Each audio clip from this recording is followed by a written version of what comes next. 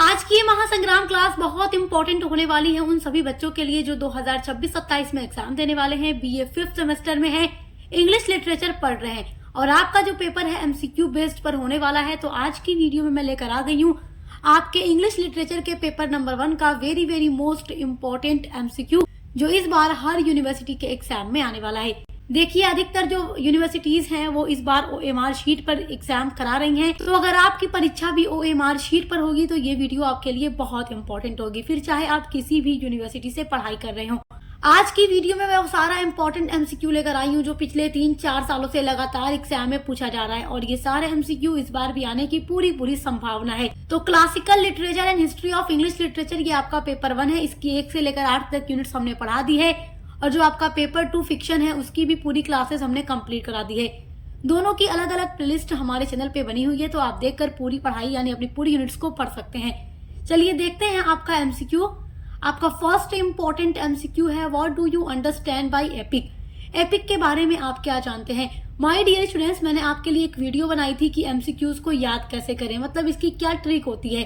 तो उसमें मैंने आप लोगों को यही बताया था कि आप एमसीक्यूज को लर्न करने से पहले अपने टोटल 8 यूनिट्स को पढ़ना सीखें। जब आप टोटल 8 यूनिट्स को पढ़े रहेंगे तो सारा एमसीक्यू वहीं से बनकर आता है। अब देखिए, आप लोगों को मैं एपिक पढ़ा चुकी हूँ यूनिट नंबर 1 में, तो आपको अपना 4 ऑप्शन में से एक राइट ऑप्शन पकड़ना मुश्किल नहीं है अगर आप एपिक को पढ़े हैं तो। Epic is a long narrative poem divided into many parts. तो जो एपिक होती है ये लॉन्ग नरेटिव पोएम होती है, यानी बहुत ही लंबी पोएट्री होती है जो कि कई सारे पार्ट्स में डिवाइड होती है। तो ऑप्शन नंबर 2 आपका राइट आंसर है। आपका नेक्स्ट वेरी इंपॉर्टेंट क्वेश्चन है, the paradise lost is composed by. तो पैराडाइज लॉस्ट के राइटर कौन है? कंपोज्ड मतलब रचित किया है, मतलब पैराडाइज लॉस्ट को किसने रचित किया है या किसने लिखा है? तो जॉन मिल्टन राइटर हैं पैराडाइज लॉस्ट के, और देखिए पैराडाइज लॉस्ट जो है जॉन मिल्टन की एक एपिक पोएम है। तो ऑप्शन नंबर सी आपका राइट आंसर है। आपका नेक्स्ट इंपॉर्टेंट क्वेश्चन है, होमर वॉज ए। तो होमर कौन थे? Homer was a Greek poet, एक ग्रीक पोइट थे। और देखिए, एपिक के लिए हमेशा ही होमर को याद किया जाता है क्योंकि होमर को ही माना जाता है कि लिटरेचर में जो एपिक को लाने का काम किया गया ना वो होमर ने ही किया है। होमर ने बहुत ही फेमस एपिक इलियड लिखा है, ओडिसी लिखा है, और इलियड आपके सिलेबस में भी प्रिस्क्राइब्ड है और हम आपको पूरा पढ़ा चुके हैं। नेक्स्ट इंपॉर्टेंट क्वेश्चन है, the poems Iliad and Odyssey are written by. तो इलियड एंड ओडिसी ये एक नाम नहीं है बल्कि ये दोनों अलग अलग एपिक पोएम्स हैं। इलियड अलग है, ओडिसी अलग है, और दोनों के ही राइटर कौन है? होमर है। तो ऑप्शन नंबर ए आपका राइट आंसर है। नेक्स्ट आपका वेरी इंपॉर्टेंट क्वेश्चन है, who is the called the father of poetry. Poetry का पिता यानी कविताओं का पिता लिटरेचर में किसे माना जाता है? तो होमर को माना जाता है। ऑप्शन नंबर ए राइट है। आपका नेक्स्ट इंपॉर्टेंट क्वेश्चन है, होमर्स Iliad centres on A quarrel between. होमर्स Iliad जो है यानी होमर की जो इलियड पोएम है सेंटर्स केंद्रित होती है ऑन ए क्वेरल यानी झगड़ा बिटवीन।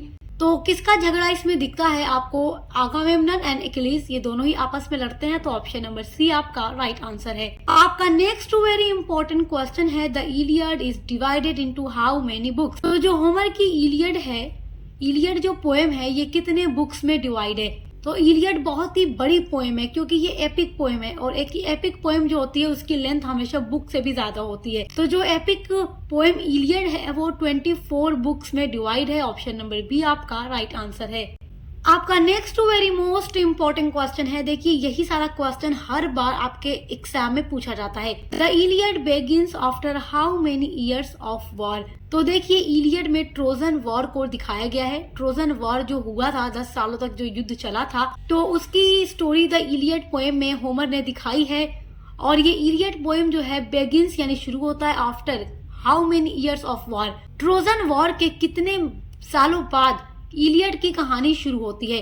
तो ये 10 सालों तक चलने वाला वॉर था जिसमें 9 साल गुजर चुके थे, तो 10वीं साल को इस इलियड में दिखाया गया है। तो 9 इयर्स हो चुके थे कंप्लीट, उसके बाद की स्टोरी इलियड में आपको मिलेगी। तो ऑप्शन नंबर डी आपका राइट आंसर है। आपका नेक्स्ट वेरी इंपॉर्टेंट क्वेश्चन है, who adopted Greek stories into Latin plays. Who adopted Greek stories, किन्होंने ग्रीक स्टोरीज को अडॉप्ट किया into Latin plays, Latin plays में। तो किसने ग्रीक स्टोरीज को लैटिन प्लेज में लिखना शुरू किया यानी कि लैटिन नाटकों में? तो सेनेका। ऑप्शन नंबर ए आपका राइट आंसर है। आपका नेक्स्ट वेरी इंपॉर्टेंट क्वेश्चन है, who wrote Ars Poetica. Ars Poetica के राइटर कौन है? तो आर्स पोएटिका ये बहुत ही इंपॉर्टेंट क्वेश्चन है, देखिए। और आर्स पोएटिका के राइटर हैं होरेस। ऑप्शन नंबर सी आपका राइट आंसर है। आपका नेक्स्ट वेरी इंपॉर्टेंट क्वेश्चन है, the story is an epic poem is usually told in. The story is an epic poem. Epic poem की जो story होती है यूजुअली यानी आमतौर पर टोल्ड कही जाती है इन यानी किस पर्सन में एपिक पोएम को गाया जाता है या लिखा जाता है। तो third person point of view में एपिक पोएम लिखी जाती है। ऑप्शन नंबर सी आपका राइट आंसर है। ये सारा एमसीक्यू आपके लिए बहुत इंपॉर्टेंट है और आपको ये सारा बहुत अच्छे से देख करके समझ करके ही एग्जाम में जाना है। तो इसलिए ये वीडियो आप एंड तक जरूर देखिएगा, क्योंकि यहाँ से 100% एमसीक्यूज आपके एग्जाम में आने वाले हैं। आपका नेक्स्ट वेरी इंपॉर्टेंट क्वेश्चन है, who wrote the book Birth of Tragedy. Who wrote the book, ये किताब किसने लिखी? किताब का नाम है Birth of Tragedy. Birth of Tragedy किसने लिखी? तो फ्रेडरिक ने लिखी। तो option number B right answer है। आपका नेक्स्ट वेरी इंपॉर्टेंट क्वेश्चन है, which book discuss the origin of Greek tragedy. Which book discussed the origin of Greek tragedy. कौन सी बुक डिस्कस करती है ग्रीक ट्रेजेडी की ओरिजिन को? ओरिजिन का मतलब उत्पत्ति। तो यहाँ 4 ऑप्शन में से वो कौन सी बुक है जो ग्रीक ट्रेजेडी के ओरिजिन के बारे में बताती है? तो वो बुक है बर्थ ऑफ ट्रेजेडी। बर्थ का मतलब भी होता है जन्म होना। ट्रेजेडी के बारे में हम सब कुछ आपको पढ़ा चुके हैं, कैसे उसका बर्थ हुआ, कैसे उसका ओरिजिन हुआ, उसकी मीनिंग क्या है, एग्जाम्पल्स क्या है, राइटर्स कौन कौन से हैं। तो कोई भी टॉपिक आपके सिलेबस का ऐसा नहीं है जो हमने पूरा ना कराया हो। तो आप सारी वीडियोस देख सकते हैं, आपकी बहुत अच्छी तैयारी हो जाएगी अगर आप सारी यूनिट्स को भी देख ले तो बर्थ ऑफ ट्रेजेडी यहाँ पर आपका राइट आंसर होगा, option number D. Next important question है, how many plays were written by Seneca. How many plays, कितने प्लेज लिखे गए सेनेका के द्वारा। प्ले मतलब नाटक या ड्रामा होता है। तो सेनेका ने कितने प्लेज लिखे हैं? तो मोर देन 100। तो ऑप्शन नंबर ए आपका राइट आंसर है, यानी कि 100 से ज्यादा। आपका नेक्स्ट वेरी इंपॉर्टेंट क्वेश्चन है, who is known as the first scientific critic. तो यहाँ 4 ऑप्शन में से हु इज नोन जाने जाते हैं द फर्स्ट यानी पहले साइंटिफिक क्रिटिक। क्रिटिक मतलब होता है आलोचक। तो यहाँ पर 4 ऑप्शन में से वो कौन है जिन्हें पहला साइंटिफिक क्रिटिक माना जाता है? तो वो है एरिस्टोटल। ऑप्शन नंबर डी आपका राइट आंसर है। चलिए देखिए, आपका नेक्स्ट इंपॉर्टेंट क्वेश्चन है, what is the first principle and soul of tragedy. What is the first principle, पहला प्रिंसिपल एंड सोल यानी आत्मा क्या है ऑफ ट्रेजेडी, ट्रेजेडी का। तो ट्रेजेडी का पहला प्रिंसिपल एंड सोल क्या है? तो प्लॉट है। तो ये सब कुछ आप जानते हैं कि प्लॉट क्या होता है, थॉट क्या होता है, कैरेक्टर क्या होता है, डिक्शन क्या होता है। कोई भी टॉपिक आपका ऐसा नहीं है जो आपने पढ़ा ना हो हमारे साथ। अगर आप यूनिट्स को पढ़ लेते हैं तो माय डियर स्टूडेंट्स, आप लोगों की तैयारी बहुत अच्छी होगी। और अगर आप चाहते हैं कि आपके एग्जाम में आपका फुल मार्क्स आए हर एक सब्जेक्ट में, तो आप सक्सेस मास्टर पॉइंट के साथ जुड़कर अपनी तैयारी जरूर कीजिएगा, क्योंकि यहाँ पर बीए के लिए हर सब्जेक्ट की क्लासेस कराई जाती हैं। तो यहाँ पर हो जाएगा आपका प्लॉट। तो option number A right answer है। प्लॉट क्या होता है आप अच्छे से जानते हैं, बीए फर्स्ट सेमेस्टर से आप लोग ये पढ़ते आ रहे हैं। The longest epic poem in history is. तो यहाँ पर 4 ऑप्शन में से कौन सी एपिक पोएम हिस्ट्री की सबसे लॉन्गेस्ट यानी लंबी पोएम है? तो the Mahabharata. Option number D आपका राइट आंसर है। आपका नेक्स्ट वेरी इंपॉर्टेंट क्वेश्चन है, according to Donatus Homer was the father of comedy in his. तो डोनेट्स के according Homer was the father of comedy. Homer comedy के भी father थे इन his. तो किस बुक में पता चलता है? तो देखो यहाँ 4 ऑप्शन में देखो, Iliad, Ars Poetica, Republic and Odyssey. पहले तो आपको ये ध्यान देना है कि इन 4 ऑप्शन में से होमर का वर्क कौन सा है। तो इलियड होमर का ही वर्क है, मगर इलियड में ट्रोजन वार के बारे में बताया गया है। आर्स पोएटिका के राइटर होरेस हैं, तो ये हो ही नहीं सकता। रिपब्लिक के राइटर प्लेटो हैं, तो ये भी नहीं हो सकता। तो कौन सा होगा? ओडिसी। तो ऑप्शन नंबर डी आपका राइट आंसर है। आपका नेक्स्ट वेरी इंपॉर्टेंट क्वेश्चन है, what was the name of first Roman emperor. First Roman emperor का क्या नाम था? तो देखो, सीजर ऑगस्टस नाम था, और ये आप बहुत अच्छे से जानते हो, आप ऑगस्टन एज के बारे में पढ़ चुके हैं। और ऑगस्टन एज डिफाइन करता है 2 अलग अलग पीरियड्स को। पहला तो सीजर ऑगस्टस जब फर्स्ट रोमन एम्परर बने थे, यानी पहले रोमन सम्राट बने थे, रोम के सम्राट जब बने थे तो सीजर ऑगस्टस के टाइम पर लिटरेचर, रोमन लिटरेचर काफी ज्यादा डेवलप हुआ था और रोम में बहुत बड़े बड़े राइटर्स देखने को मिले थे जिन्होंने काफी अच्छा वर्क लिखा था। और उसके बाद आगे चलकर 18th सेंचुरी में जो इंग्लैंड के राइटर्स थे उन्होंने रोमन एम्परर सीजर ऑगस्टस के टाइम के राइटर्स के वर्क्स को देखकर कॉपी करके लिखना शुरू किया, उसी फॉर्म में लिखना उन्होंने भी शुरू किया। इसीलिए 18th सेंचुरी का जो इंग्लैंड का टाइम था उसको भी ऑगस्टन एज के ही नाम से जाना जाता है। तो आप ये बात याद रखिएगा, ऑगस्टन एज दो अलग अलग पीरियड के लिए यूज होता है, पहला तो सीजर ऑगस्टस के टाइम के लिए और दूसरा 18th सेंचुरी इंग्लैंड के टाइम के लिए, क्योंकि इंग्लिश राइटर्स ने सीजर ऑगस्टस के टाइम के ही राइटर्स को कॉपी करके लिखना शुरू किया था। और हम सब कुछ आपको डिटेल में पढ़ा चुके हैं, तो अगर आपने पढ़ा होगा तो बहुत अच्छे से आपको याद आ रहा होगा, और जिन्होंने नहीं पढ़ा है तो प्लेलिस्ट में चेक करके पढ़ लेंगे। प्लेलिस्ट की लिंक मिल जाएगी इसी वीडियो के डिस्क्रिप्शन बॉक्स में। तो फर्स्ट रोमन एम्परर थे Caesar Augustus, option number D आपका राइट आंसर है। आपका नेक्स्ट वेरी इंपॉर्टेंट क्वेश्चन है the greatest poet of the neoclassical age. तो नियो क्लासिकल एज के ग्रेटेस्ट पोएट कौन है? तो पोप हैं, ऑप्शन नंबर डी आपका राइट आंसर है। नेक्स्ट वेरी इंपॉर्टेंट क्वेश्चन है who is the famous writer of mock epic in English. Who is the famous writer कौन है ऑफ मोक एपिक के इन इंग्लिश यानी इंग्लिश में? तो चौसर, स्पेंसर, मिल्टन या पोप? तो पोप है, ऑप्शन नंबर डी आपका राइट आंसर है। आपका नेक्स्ट वेरी इंपॉर्टेंट क्वेश्चन है who is not a writer of periodical essay. Periodical essay का यहाँ पर कोई एक है जो राइटर नहीं है। तो जोसेफ एडिशन का नाम आपने सुना है, ये पीरियोडिकल एस्से के राइटर में ही आएंगे। उसके अलावा स्टील का नाम आपने सुना है जो कि जोसेफ एडिशन के बेस्ट फ्रेंड थे, ये भी पीरियोडिकल एस्से के राइटर थे। उसके अलावा पोप जो थे ये भी पीरियोडिकल एस्से के राइटर हैं। तो एडिशन, स्टील एंड पोप जब एक राइटर हैं पीरियोडिकल एस्से के तो कौन नहीं है? बनियान नहीं है। तो option number D right answer है। आपका अगला इंपॉर्टेंट क्वेश्चन है the number of essays written by Addison is nearly. यहाँ 4 ऑप्शन में से बताना है आपको the number of essays, essay की संख्या रिटेन बाय लिखी गई है एडिशन के द्वारा 100, 200, 300, 400। तो लगभग जोसेफ एडिशन ने 400 एस्सेज लिखा है। तो ऑप्शन नंबर डी आपका राइट आंसर है। आपका नेक्स्ट वेरी इंपॉर्टेंट क्वेश्चन है the neo classical poets were deeply influenced by. जो नियो क्लासिकल पोइट्स थे ये हर एक टॉपिक को हम पढ़ा चुके हैं, चाहे नियो क्लासिकल एज हो, उसके पोइट्स हो, उसके बारे में सब कुछ हम डिटेल में आपको पढ़ा चुके हैं। तो इन्फ्लुएंस मतलब होता है प्रभावित होना, डीपली यानी बहुत गहरे तरीके से। तो नियो क्लासिकल पोएट्स किससे काफी ज्यादा प्रभावित हुए थे, इन्फ्लुएंस हुए थे? तो फ्रेंच पोएट्स से काफी ज्यादा इन्फ्लुएंस हुए थे नियो क्लासिकल पोएट्स। तो ऑप्शन नंबर ए आपका राइट आंसर है। आपका नेक्स्ट वेरी इंपॉर्टेंट क्वेश्चन है Victorian age Begins from and ends in. Victorian age Begins मतलब शुरू हुआ, फ्रॉम कहां से, एंड एंड्स और खत्म हुआ इन किस में? तो यहाँ 4 ऑप्शन में से आपको बताना है कि विक्टोरियन एज किस ईयर में शुरू हुआ और किस ईयर में एंड हो गया यानी खत्म हो गया। तो 1850 में विक्टोरियन एज की शुरुआत होती है और 1900 में खत्म हो जाती है। तो ऑप्शन नंबर ए आपका राइट आंसर है। Next very most important question है who is called the representative Victorian poet. यहाँ 4 ऑप्शन में से वो कौन से राइटर हैं जो विक्टोरियन पोएट्स को रिप्रेजेंट करते हैं, यानी कि हु इज कॉल्ड, जो कहे जाते हैं रिप्रेजेंटेटिव विक्टोरियन पोएट। तो वर्ड्सवर्थ नहीं कहे जाते, रॉबर्ट ब्राउनिंग नहीं कहे जाते, Alfred Tennyson. Yes, option number B आपका राइट आंसर है। आपका नेक्स्ट वेरी इंपॉर्टेंट क्वेश्चन है who is the father of imagism. तो इमेजिज्म के फादर कौन है? तो Thomas Ernest Hulme. Option number A आपका राइट आंसर है। आपका नेक्स्ट वेरी इंपॉर्टेंट क्वेश्चन है who is the king of Athens in Oedipus racks.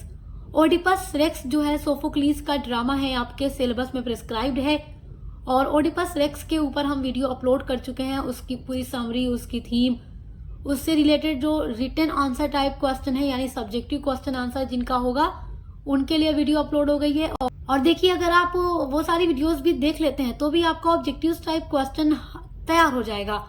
तो हर एक टॉपिक को आप पढ़िए ताकि आप लोगों का एमसीक्यूज बहुत अच्छे से तैयार हो जाए। तो ओडिपस रेक्स में एथेंस का किंग कौन है? तो थीसियस जो थे वो एथेंस के किंग थे ओडिपस रेक्स ड्रामा में। ऑप्शन नंबर ए राइट है। नेक्स्ट क्वेश्चन है who controls the rage of Achilles. Who control, कौन नियंत्रित करता है, द रेज, रेज मतलब गुस्सा, ऑफ एक्िलीज, एक्िलीज का। तो एथेना कंट्रोल करती हैं जो कि ग्रीक की देवी थी। ऑप्शन नंबर बी राइट है। और ये इलियड जो एपिक आपके सिलेबस में है वहां से ये क्वेश्चन बन रहा है और उस पर भी हम डिटेल में वीडियो अपलोड कर चुके हैं। नेक्स्ट वेरी इंपॉर्टेंट क्वेश्चन है what is Creon's relationship to Jocasta. Creon का क्या रिलेशन है जोकास्टा से। तो जोकास्टा जो थी क्रियॉन की सिस्टर थी, तो इस तरीके से क्रियॉन ब्रदर है जोकास्टा का। तो आपका राइट आंसर होगा ब्रदर। और देखिए जोकास्टा जो है किंग लाइस की वाइफ थी और किंग लाइस का जब मर्डर हो जाता है तो जोकास्टा की शादी हो जाती है ओडिपस के साथ। और बाद में चलकर पता चलता है जोकास्टा को भी और ओडिपस को भी कि जो ओडिपस की मदर है रियल में जोकास्टा और जोकास्टा का बेटा है ओडिपस। और अनजाने में माँ बेटे की शादी हो जाती है। तो यहाँ पर आपका ऑप्शन नंबर बी राइट है। क्रियॉन की सिस्टर है और क्रियॉन जोकास्टा का ब्रदर है। ऑप्शन नंबर ए आपका राइट है। आपका नेक्स्ट वेरी इंपॉर्टेंट क्वेश्चन है in which year black death came in England. In which year यानी किस ईयर में ब्लैंक डेथ केम आता है इन इंग्लैंड, इंग्लैंड में। तो इंग्लैंड में किस साल ब्लैंक डेथ आता है।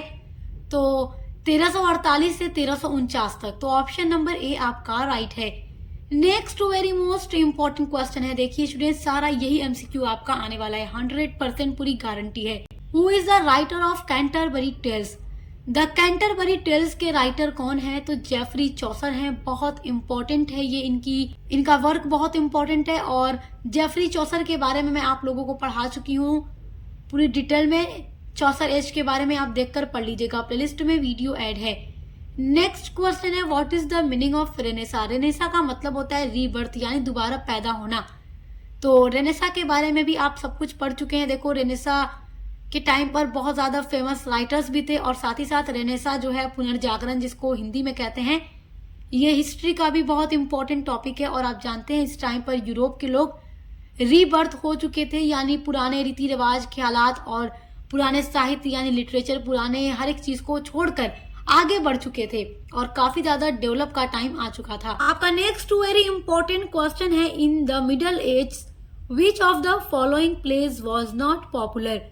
तो मिडल एज में यहाँ पर 4 ऑप्शन में से कौन सा प्ले यानी ड्रामा पॉपुलर नहीं था, यानी लिखा नहीं जा रहा था, उस टाइम पर पॉपुलर नहीं था। तो देखिए जो प्रॉब्लम प्ले होता है ना, ये मिडल एज में पॉपुलर नहीं था। बाकी मिरेकल्स प्लेज हैं, मिस्ट्री प्लेज है या मोरालिटी प्लेज है, ये सारा आप पढ़ चुके हैं। मैं सब आपको पढ़ा चुकी हूँ। एक एक प्ले जो आप देख रहे हैं ना, आपको मैं सब पढ़ा चुकी हूँ। और प्रॉब्लम प्ले के बारे में तो आप बीए 3rd सेमेस्टर में ही पढ़ चुके हैं और 5th सेमेस्टर में मैंने आपको इन तीनों प्लेस के बारे में पढ़ाया है। तो मिडल एज में प्रॉब्लम प्ले आपका पॉपुलर नहीं था, बाकी ये तीनों पॉपुलर था। तो राइट आंसर आपका ऑप्शन नंबर ए है। नेक्स्ट वेरी इंपॉर्टेंट क्वेश्चन है in morality plays the hero represents. तो मोरालिटी प्ले में हीरो क्या दिखाता है। तो ह्यूमैनिटी को दिखाता है। तो ऑप्शन नंबर ए आपका राइट आंसर है। आपका नेक्स्ट वेरी इंपॉर्टेंट क्वेश्चन है यूनिवर्सिटी वीड्स रिप्रेजेंट्स ड्रामा। तो यूनिवर्सिटी वीड्स कैसा ड्रामा रिप्रेजेंट करता है। तो प्री शेक्सपियरियन ड्रामा को रिप्रेजेंट करता है यूनिवर्सिटी वीड्स। और यूनिवर्सिटी वीड्स के बारे में भी मैं आप लोगों को पढ़ा चुकी हूँ। आपका अगला वेरी इंपॉर्टेंट क्वेश्चन है the Republic is penned by. तो रिपब्लिक के राइटर कौन है। तो प्लेटो है, प्लेटो ने लिखा है द रिपब्लिक को। ऑप्शन नंबर ए आपका राइट आंसर है। आपका नेक्स्ट वेरी इंपॉर्टेंट क्वेश्चन है the Republic was originally written in. The Republic को ओरिजिनली किस लैंग्वेज में लिखा गया, मतलब कि द रिपब्लिक की ओरिजिनल लैंग्वेज क्या है। तो आप ये जानते हैं कि इसके राइटर प्लेटो हैं और प्लेटो एक ग्रीक राइटर थे, ग्रीक फिलोसोफर थे। तो उन्होंने अपनी इस बुक को जाहिर सी बात है ग्रीक लैंग्वेज में ही लिखा होगा। तो राइट आंसर कौन सा हो जाएगा, ग्रीक। तो ऑप्शन नंबर ए आपका राइट आंसर है। आपका नेक्स्ट वेरी इंपॉर्टेंट क्वेश्चन है, ये बहुत इंपॉर्टेंट है। The Greek title of the Republic is. Republic का ग्रीक टाइटल क्या है। तो देखो रिपब्लिक में प्लेटो ने पॉलिटिकल और एथिकल जस्टिस के बारे में बात की है, बताया है। तो इसका नाम है पॉलिटिया, यानी कि इसका ग्रीक टाइटल है पॉलिटिया। तो ऑप्शन नंबर ए आपका राइट आंसर है। आपका नेक्स्ट वेरी इंपॉर्टेंट क्वेश्चन है प्लेटो वाज बोर्न इन। तो प्लेटो का बॉर्न कहाँ हुआ था। तो ग्रीक की राजधानी यानी कैपिटल एथेंस में हुआ था। Option number A right answer है। तो माय डियर स्टूडेंट्स, आज की वीडियो में मैंने जितना भी इंपॉर्टेंट एमसीक्यू आपके लिए बताया है, आप इसको बहुत अच्छे से तैयार कर लीजिएगा, क्योंकि हर यूनिवर्सिटी में 2026-27 में यहीं से पूरा एमसीक्यू आने वाला है। और आप टोटल अपनी 8 यूनिट्स को पढ़ने के लिए डिस्क्रिप्शन बॉक्स में दी गई प्लेलिस्ट की लिंक पर जरूर विजिट कीजिएगा। और इसी तरीके से आपके पेपर 2 पर भी हम लगातार वीडियोस अपलोड कर रहे हैं ताकि आप अपने दोनों पेपर की तैयारी अच्छे से कर सकें। तो अपने दोस्तों के साथ शेयर करना मत भूलिएगा। पसंद आए तो सब्सक्राइब जरूर कीजिएगा। आप मिलते हैं अगली वीडियो के साथ।